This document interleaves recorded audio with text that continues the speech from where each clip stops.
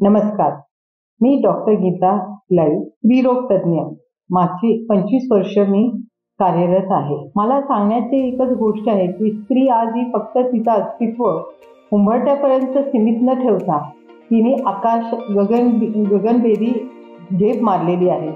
ही झेप मारताना तिला खूप यातनेतून, खूप कष्टातून जावं लागलेलं आहे. त्यामुळे मी म्हणते की आज स्त्रीने नाहीतर किंबहुना स्त्री पुरुष दोघांनी एकमेकांच्या साथीने उभा राहून स्त्रीला एक वेगळं स्थान देण्याचा प्रयत्न करायला पाहिजे. त्याचबरोबर स्त्रीला जर आपली ही झेप जी आहे ती टिकवायची असेल, तर आपलं अस्तित्व व्यवस्थित ठेवायचं असेल, तर तिने आपल्याला 3 सूत्री कार्यक्रममध्ये स्वतःला बांधून घ्यायला पाहिजे. ते म्हणजे साधना, सेवा, सत्संग. साधना म्हणजे तिने आपल्या शरीराकडे लक्ष द्यायला पाहिजे. आहार प्लस तिने आपला व्यायाम ठेवायला पाहिजे, जेणेकरून ती शारीरिकदृष्ट्या सबल होईल.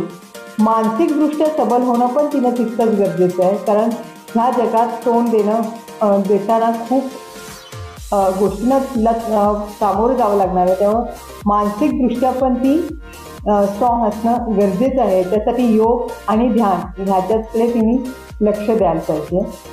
दुसरी गोष्ट आहे सेवा, की जे काही काम करते ते मनापासून करायला पाहिजे. जेव्हा तुम्ही साधना आणि जेवण, तुमचा आहार हा व्यवस्थित ठेवला तर नॅचरली तुमच्यात पॉझिटिव्हिटी येते आणि तुम्ही सेवाही चांगली करता. आणि सत्संग म्हणजे चांगल्या लोकांच्या संगतीत राहिलात तर तुम्हाला 4 चांगल्या गोष्टी शिकता येतील, ज्या तुम्ही तुमच्या घरात आणि स्वतःच्या डेव्हलपमेंटसाठी वापरू शकता. माझ्या सर्व भगिनींना महिला दिनाच्या शुभेच्छा देते. धन्यवाद. ताज्या घडामोडी पाहण्यासाठी माझा महाराष्ट्र न्यूजला आजच सबस्क्राईब करा.